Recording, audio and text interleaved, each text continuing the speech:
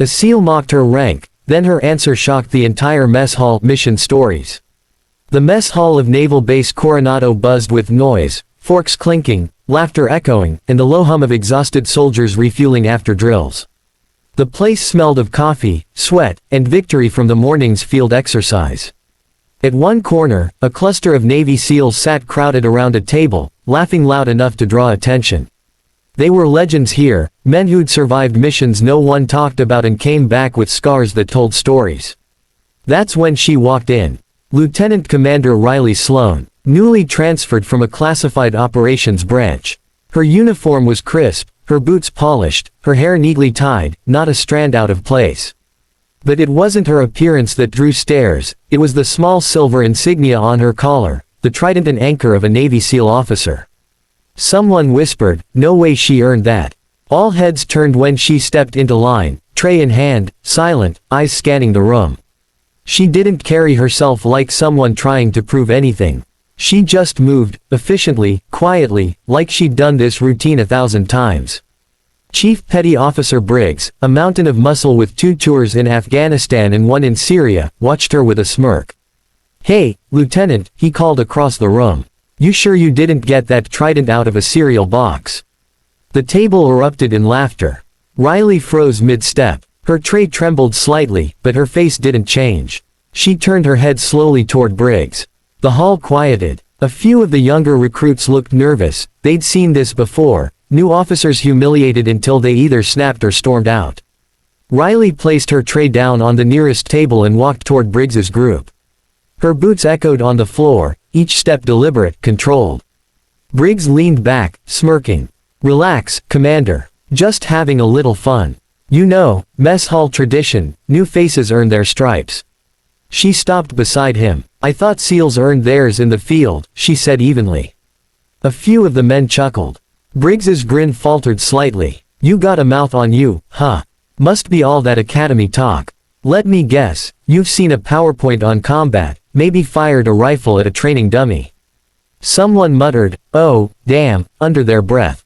Riley folded her hands behind her back. "Funny," she said softly. "Because last I checked, your file still lists you as missing during Operation Mariner's Echo. Want me to finish that report for you?" Briggs froze. Everyone else did too. That mission name wasn't supposed to be public. It was redacted on every briefing sheet. The fact that she said it meant one thing, she'd been there. He stared up at her. "How do you know about Mariner's Echo?" Riley's voice stayed calm. "Because I was the one who called the evac chopper when your team's comms went dark. I was the one holding the ridge alone for 9 minutes while you were pinned. You remember the flare that lit the valley?" Briggs's face drained of color. His mouth opened, but no words came out. "That was me," she said. A long silence stretched through the hall. Even the kitchen stopped clattering. Riley picked up his untouched coffee, took a small sip, and set it down again. "Next time you mock someone's rank, Chief, make sure you're not talking to the person who saved your entire squad." Then she turned and walked back to her seat. The SEALs sat frozen for a moment, their bravado evaporating. Briggs looked down at his hands, replaying her words in his head. The details matched, the flare, the timing, the evacuation. He remembered the voice over the radio that night, calm and clear under fire, guiding them out through a valley of chaos. He'd never known who she was. Now he did. A quiet murmur spread through the mess hall. "That was her," someone whispered. "She's the one from Echo." Riley didn't react. She simply ate her food, slow and steady, like nothing had happened.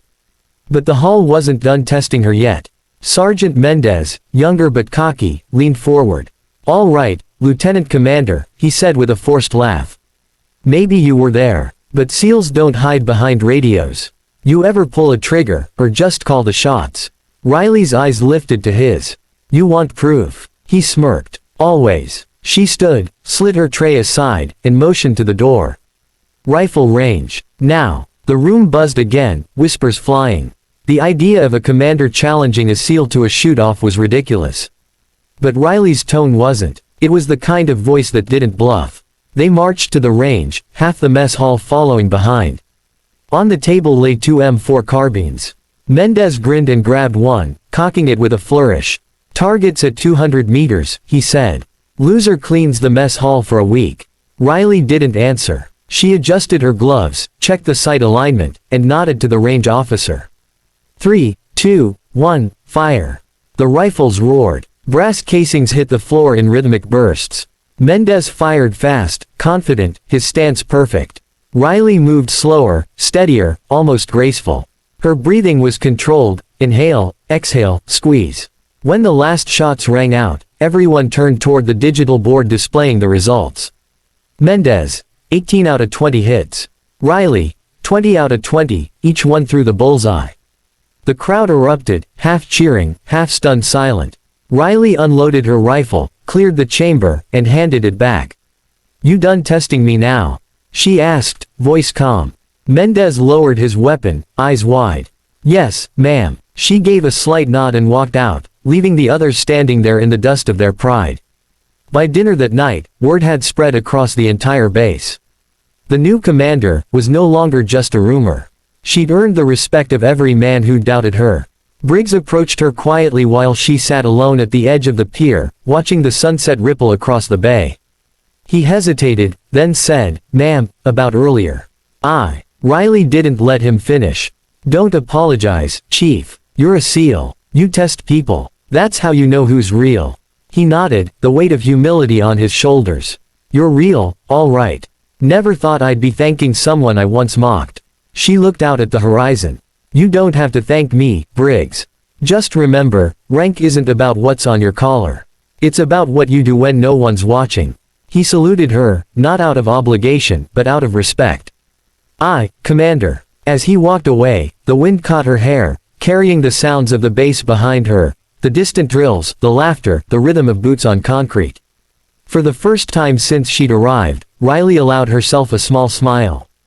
Because she knew she hadn't just earned her place here, she'd earned their silence, their respect, and something deeper, the kind of trust that only forms between warriors who've seen the edge of death and come back stronger.